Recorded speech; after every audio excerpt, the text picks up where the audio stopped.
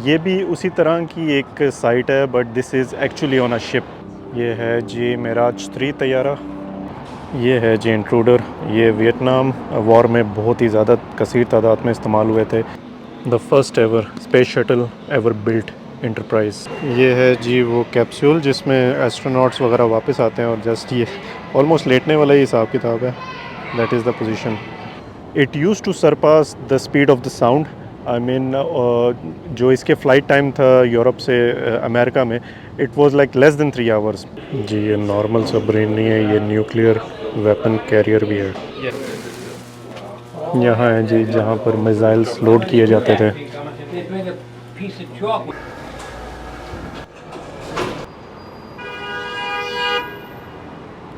Good morning and अस्सलाम वालेकुम everyone. उम्मीद है आप लोग सब खैरियत से होंगे। मैं हूं मोहम्मद कासिम और आप देख रहे हैं मुझे अपनी स्क्रीन्स पर all the way from New York. Day 3 और हम लोग निकल पड़े हैं दोबारा सड़कों पे न्यूयॉर्क की सिटी को एक्सप्लोर करने के लिए। Nice and shiny, cloudy weather रहेगा ज़्यादातर, लेकिन अभी भी ज़रा मौसम अच्छा है। फ़िलहाल हम लोग स्टार्ट कर रहे हैं एक म्यूज़ियम से। एक म्यूज़ियम देखेंगे, एक आर्किटेक्ट हाउस है, वहाँ पर जाएंगे। ये है जी लिंकन टनल जो न्यू जर्सी को न्यूयॉर्क के साथ मिलाता है। अंडर वाटर टनल है। तो दिन का आगाज़ हम लोग करने लगे हैं एक म्यूज़ियम से, which is aircraft museum, interpret museum. और उसके बाद हम लोग जाएंगे यहाँ के हिस्टोरिक चेल्सी मार्केट में। चेल्सी एरिया में लिटिल आइलैंड है, एक दो और चीज़ें वहाँ जाके देखेंगे और फिर उस हिसाब से प्लान करते रहेंगे कि और कहाँ जाना है, और फिर वापस हम लोग मिड टाउन में आएंगे। आज कुछ तो है, या तो कुछ टनल बंद है या रास्ते बंद है, लेकिन आज बहुत ज़्यादा ट्रैफिक है। यहीं से कुछ नाश्ते के लिए लेते हैं और फिर आगे जाएंगे। न्यूयॉर्क के बारे में आपको बताते चलें कि यहाँ की सिटी की आबादी तकरीबन 8.2 मिलियन है। और बड़ी इंटरेस्टिंग बात यह है कि 8.2 मिलियन में से तकरीबन 3 मिलियन लोग ऐसे हैं जो यहाँ पर यूएस बॉर्न नहीं है। न्यूयॉर्क सिटी में तकरीबन 800 से ज़्यादा लैंग्वेजेस बोली जाती हैं, तो आप इससे अंदाज़ा लगा सकते हैं कि इतनी डाइवर्स सिटी है। नॉर्मली अगर आप कहीं पर भी जा रहे होंगे, लोग कपल कहीं पर आगे पीछे आपके साथ होंगे, तो आपको कोई भी इंग्लिश में बात करता हुआ नज़र नहीं आएगा। Although everyone will speak English जब आप उनसे बात करेंगे, लेकिन जब वो आपस में बैठे होते हैं तो they will speak in their own language. बड़ी खूबसूरत किस्म की हवा चल रही है, थोड़े से बादल हैं, हम नाश्ते का इंतज़ार कर रहे हैं। असल में न्यूयॉर्क वालों के लिए तो ये लंच टाइम हो गया है, लेकिन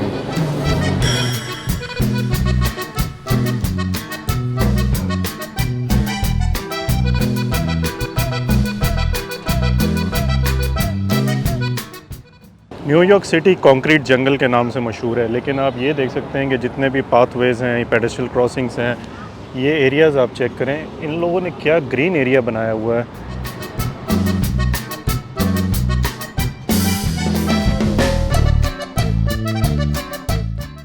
ये है जी एंट्रेंस हमारा है न्यूयॉर्क पास। अगेन ये इंक्लूडेड है न्यूयॉर्क पास में। टिकट मिल गई है हमें, एक्चुअली फ्री है, बट ये होता है कि वो प्रिंट करते हैं और आपको टाइमिंग के हिसाब से वो दे देते हैं ताकि आगे स्कैन करनी होती हैं। सबमरीन भी है, होपफुली हम यहाँ पर भी जाएं। अभी फ़िलहाल हम लोग पियर में ही हैं, जो जहाँ पर डॉक होती है शिप। एक्चुअल शिप साथ में लगी हुई है जो हमें यहाँ लिफ्ट से ऊपर लेकर जाएंगे।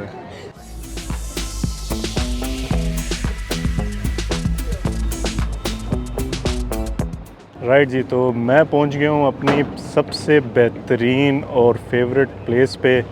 And like you know massive, I mean we are at the, it's an aircraft carrier basically. हो जस्ट लुक अराउंड। पाकिस्तान में एक दो जगह, कराची में भी, और आई थिंक मैं एक और जगह पे गया हूँ, पीएफ म्यूज़ियम्स हैं, आई थिंक लाहौर में भी है।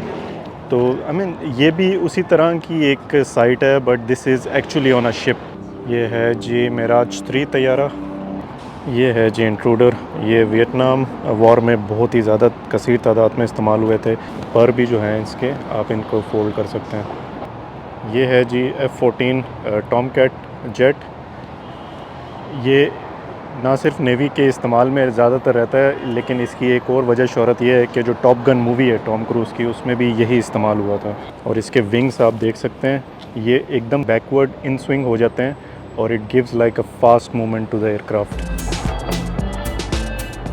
ये देखें जी, ये है ट्रेसर, इसका नाम, ये जो ऊपर आपको एरोडायनामिक चीज़ नज़र आ रही है डिश टाइप, ये एक्चुअली रडार है। तो ये प्लेन्स नॉर्मली जहाँ पर भी इस तरह की मूवमेंट हो रही होती है सी में या एयरक्राफ्ट कैरियर्स के आसपास जहाँ पर मिशन चल रहा होता है, तो ये ऊपर से की जो फोर्स है उसको एक बर्ड आई व्यू देती है और इसकी रेंज तकरीबन 400 किलोमीटर तक रहती है। यार ऊपर जाना पड़ेगा पैदल चढ़ के, यहाँ पर भी लिफ्ट लगा लेते तो इनका क्या होता।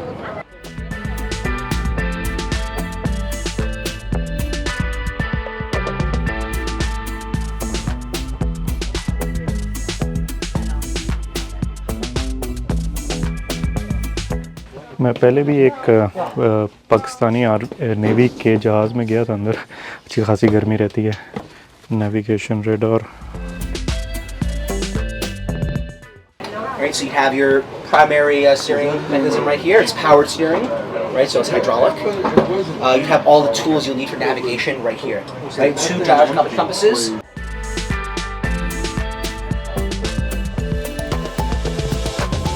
This is the most front area जहाँ से आपको पूरा एक किस्म का व्यू नज़र आता है। ये जो फ़ोन्स आप देख रहे हैं इस पूरी शिप में ऑलमोस्ट उन्होंने बताया कि 500 से ज़्यादा टेलीफोन्स हैं, और ये जो वायर्स आप ऊपर नज़र आ रही हैं वहाँ उनसे इंटरकनेक्टेड हैं। ऑलमोस्ट 5000 किलोमीटर टोटल बनता है। स्पेस शटल पवेलियन, अंदर चलते हैं। यहाँ पर अपोलो टाइप कुछ लिखा हुआ है।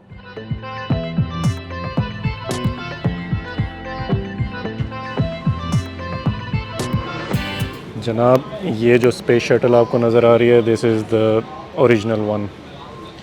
ये सबसे पहली स्पेस शटल है जो आज तक बनाई गई थी। ये उसके बाद यानी this is not the one which went on the moon first time, Apollo 1।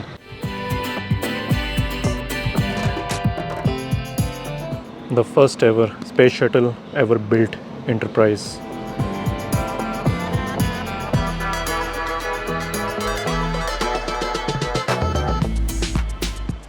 ये है जी टिप, जो ऑलमोस्ट जब स्पेस क्राफ्ट वापस आ रहा होता है, this is the front side जहाँ पर ना आग जो आप वापस आते हुए नज़र आती है, एक आग को प्रोटेक्ट कर रहा होता है जो ओजोन लेयर के अंदर आते हुए। So this is the tip and this is the capsule which brings the astronauts back to earth safely.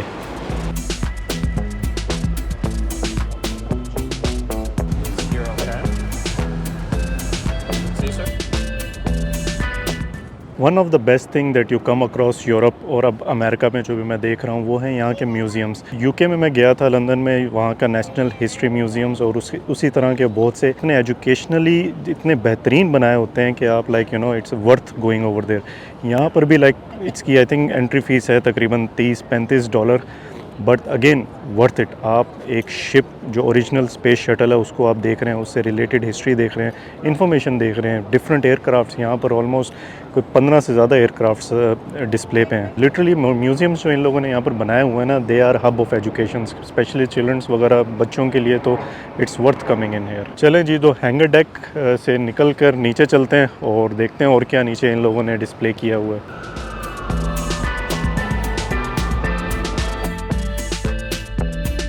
लें जी F-16, इस पे मेरी नज़र नहीं पड़ी थी। अब अगर ये F-16 ये वही है, मुझे नहीं लग रहा जो हमारे पास होंगे वो थोड़े से एडवांस होंगे, लेकिन इमेजिन ये करें कि F-16 की जो फैमिली है उनमें से कोई एक जो है यहाँ पर म्यूज़ियम में पड़ा है और हम लोग अभी भी उसको यूज़ कर रहे हैं। दैट लुक्स लाइक कॉनकॉर्ड, जो सुपरसोनिक तैयारा इन लोगों ने बनाया था जो बाद में रिटायर कर दिया गया था। एक एक्सीडेंट हुआ था उसका, नॉट श्योर, तो उसके बाद इन लोगों ने उसको चलाना बंद कर दिया था। But that was supersonic. I mean जहाँ तक मेरा अंदाज़ा है, लंदन से न्यूयॉर्क की जो फ़्लाइट थी या यूरोप से अमेरिका की जो फ़्लाइट थी वो रफली 3 से 3.5 घंटे में ये करता था। मैं सोच के आया था कि मे बी 1 घंटा 1.5 घंटा यहाँ पर जिसको कहते हैं ना होगा और फिर हम चला जाएंगे, लेकिन यहाँ पर तो आप पूरा दिन गुजार सकते हैं। मैसिवली इतना ज़्यादा इंफॉर्मेटिव इन लोगों ने म्यूज़ियम ये बनाया हुआ है, वर्थ कमिंग इन।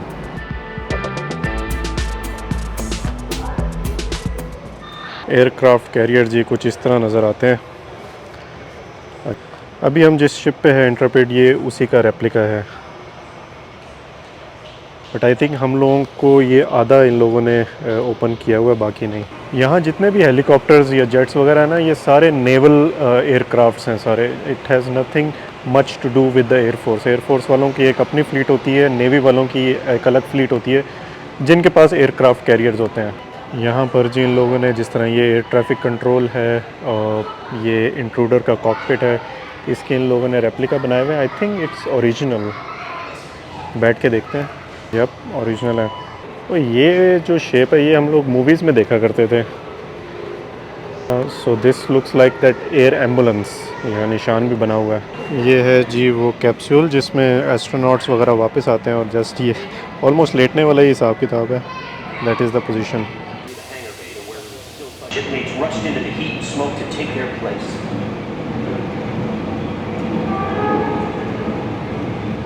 ये देखें जी, लेगो से पूरा एयरक्राफ्ट कैरियर असेंबल किया गया है। ब्यूटीफुल। पहले हम लोग ऊपर के साइड पे थे, वहाँ पर भी गए। अभी फ़िलहाल हम लोग यहाँ पर फ्लाइट डेक में हैं। दुनिया वालों, इस चीज़ को याद करें, वेंडिंग मशीन्स, क्या बात है। इनको ट्राई करते हैं, बड़े ज़माने के बाद ये नज़र आई हैं। वेंडिंग मशीन्स के बारे में बड़ी इंटरेस्टिंग कहानी है कि मैं एक जगह पढ़ रहा था कि जब ये सिंगल रखी होती थी, लाइक कोका कोला ने या पेप्सी ने, तो इनकी इतनी सेल्स नहीं हुआ करती थी। लेकिन उसके बाद इन लोगों ने क्या करना शुरू किया, या नेचुरली या जानबूझ के, पेप्सी के साथ कोक भी रखना शुरू कर दी, दोनों की वेंडिंग मशीन से एक साथ। तो साइकोलॉजिकली हुआ क्या कि लोग जो लाइक समर्स में या कभी भी जो भी सेल्स, जिस वक्त की भी सेल्स होती होंगी, जब एक वेंडिंग मशीन पड़ी होती है ना, उसमें ये होता है कि मैं पीऊँ या ना पीऊँ, I mean should I have it और नॉट। लेकिन जब दो वेंडिंग मशीन्स होंगी या दो द कंपटीशन होगा, उसमें हो ये जाता है कि मैं पेप्सी पीऊँ या कोक। तो इसके बाद दोनों की सेल्स जो थी, it went sky rocketed. The final level. यहाँ पर जी क्या है, कैंटीन। ये आ गया जी इनका मेंटेनेंस सेक्शन। एक्चुअली ये आप टूल्स वगैरह दे सकते हैं, मशीन्स, लेथ एंड कटिंग। ये आ गया जी किचन।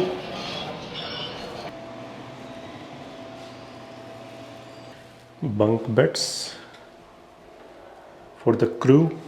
ये जो नॉर्मल क्रू होगा उनके होंगे बाकी, क्योंकि शिप का कैप्टन और जो फर्स्ट ऑफिसर होता है उसका ज़रा सा हिसाब किताब बराबर होता है। ये कौन सी गेम है, नॉट श्योर। किसी को पता है तो प्लीज़ ज़रूर कमेंट करें। Let me have a look on this plane. मेरा बड़ा फेवरेट ये जेट सोनिक तैयारा था, कॉनकॉर्ड। अगर ये वही है, आई डोंट नो ओरिजिनल है या रेप्लिका है, देखते हैं।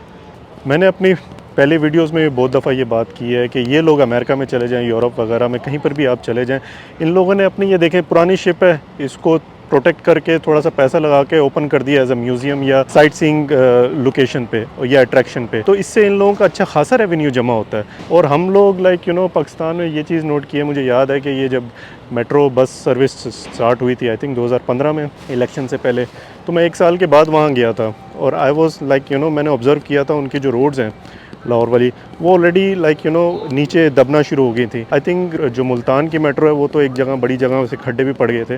But you see, that's the thing, ये लोग पुरानी चीज़ों से कमा रहे हैं और हम लोग नई बना कर भी ख़राब कर देते हैं। बाबा जी वेटरन लग रहे थे, उन लोगों ने पूरी इसकी कहानी सुनाई जी। ये ओरिजिनल एक्चुअल जीता जागता लेकिन फ़िलहाल मुर्दा हालत में जहाज़ है, supersonic Concorde. I mean one of my favourite ones. बड़ी ख्वाहिश थी जब देखा करते थे। इसकी जो लास्ट फ़्लाइट थी उसकी एक डॉक्यूमेंट्री या लाइव वीडियोस थी, CNN और BBC पे चली थी। The last flight from, I am not sure it was from London to New York या वाइस वर्सा, बट अगेन या अमेजिंग प्लेन।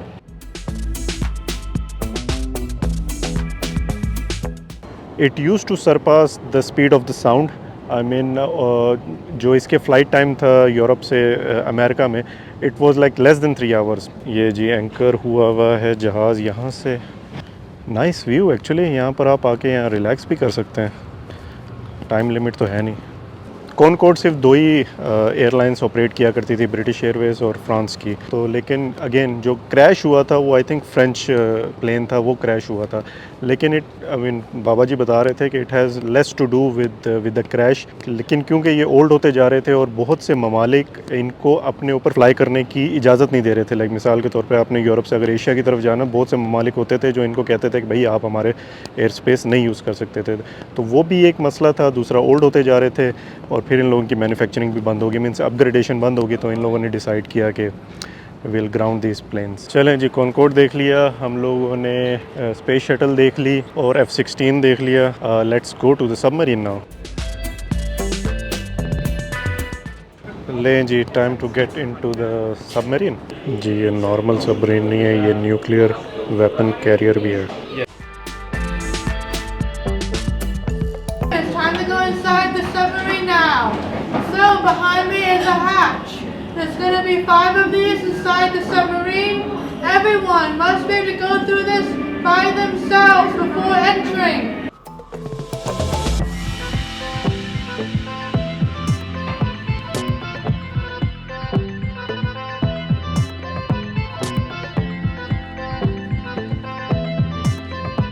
जी तो इस सबमरीन का नाम है ग्रोलर, और ये during the cold war between US and Russia ये इस्तेमाल हुई थी।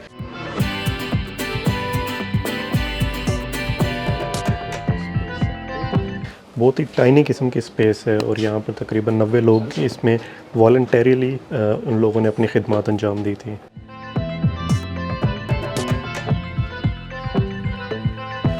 सबसे ज़्यादा ये सर्विस में रही है तकरीबन 72 डेज़, और जस्ट इमेजिन कि 72 डेज़ तक 90 लोग इस छोटी सी नैरो पाथ में एक साथ रहे।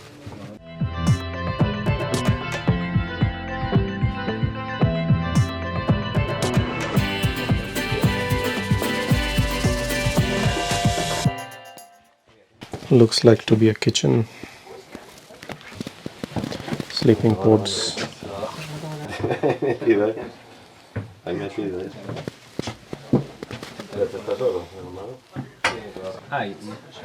ये आप कह सकते हैं मास्टर बेडरूम जो मेन ऑफिसर का था, सबसे बेहतरीन। CPO क्वार्टर्स, खाने पीने की dining room, bunk beds. Looks like an office. Nice. Used to be able to go around, but we haven't lubricated that. Any questions I can answer? Incredible. तो यानी ये जो सबमरीन है वो तकरीबन 1958 से 1964 तक सर्विस में रही है। किचन, यार ये वही गेम्स वापस आ गई हैं। आई थिंक ये तो चेस है, not sure about still the other one.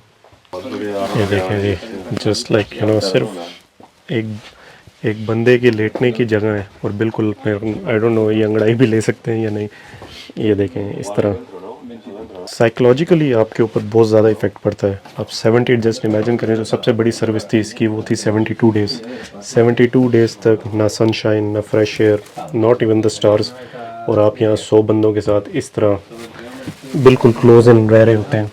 Definitely लड़ाइयाँ भी होती होंगी, बट ये है कि नॉट एन ईजी टास्क। ये है जी इंजन रूम यहाँ का। अभी तो ये बड़ा पुरसुकून है, लेकिन जब आप इमेजिन करें जब चल रही होगी, क्योंकि अगर अंडर वाटर है तो डेफिनेटली 24 आवर्स ऑपरेशन है, तो यहाँ पर वो साउंड भी उसका और हर चीज़ का यहाँ पर बैठ के ऑपरेट किया जाता है। Falls in the tube all the way out to the front door to clean out all the junk that got pulled in on the fire. यहाँ है जी जहाँ पर मिसाइल्स लोड किए जाते थे। They bring a piece of chalk once they're going to run on the battery. Yeah. Io lascerò al minimo tirato. Anzi, qua sotto con le cuscine. You're welcome. Thank you guys for coming. और यहाँ पर जो लोग रह रहे थे, जो इनका सबसे बड़ा मिशन था तकरीबन ढाई महीने का, 70 डेज़ का, no showers, no change of cloth, no laundry, क्योंकि पानी की जो कैपेसिटी यहाँ पर होती है वो इन लोगों के खाने पीने के लिए ही बहुत ज़्यादा उनके लिए चाहिए होती है, तो बाकी चीज़ों के लिए इनके पास बिल्कुल भी पानी नहीं हुआ करता था। तो 2.5 महीने डिफ़िकल्ट टाइम। तो जो मिसाइल्स वगैरह जो इन लोगों ने रखे होते थे, वो आपने जो ग्रीन कलर के देखे हैं, उनको वह लोग आगे जो हैच बने हुए हैं उनको ओपन करके पहले उनके अंदर डालते थे, बंद करके उसमें पूरा पानी जमा होता था बाहर का, ताकि उसका प्रेशर जो है वो एक जैसा हो समुंदर के साथ, and then they use to fire. लें जी, तो that's mainly it for the interpret museum. बहुत ही मज़ा आया। तकरीबन 4 घंटे, 12:30 बजे आया था और यहाँ भी 4 बजने वाले हैं। कुछ पता नहीं चला कहाँ टाइम गया है। तो इसको यहीं पर ख़त्म करते हैं। आगे का जो दिन है वो एक नए व्लॉग में शामिल करते हैं। उम्मीद है आप लोगों को ये व्लॉग भी अच्छा लगा होगा तो प्लीज़ ज़रूर like, subscribe and share. See you in the next vlog.